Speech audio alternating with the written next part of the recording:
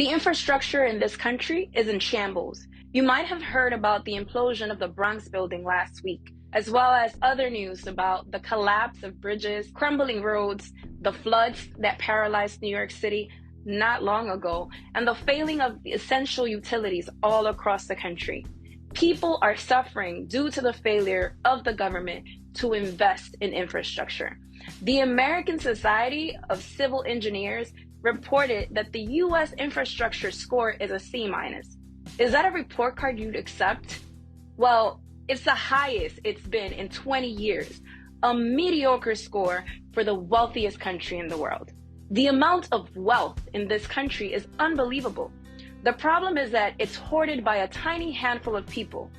There's a little more than 700 billionaires who live in this country, and combined, they have about $4.5 trillion in wealth.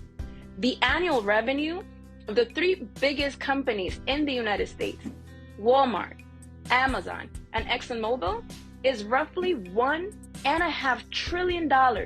What if this wealth that has been collectively produced and stolen was socialized and invested in infrastructure and other public needs instead of being used to provide luxury lifestyles for just a little group of people?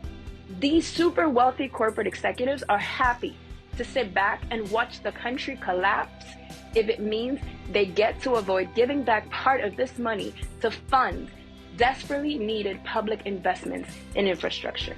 What if rather than putting trillions of working people's tax dollars into war, we cut the military budget and provide better housing, better roads, transportation, and schools for working class people? This is possible.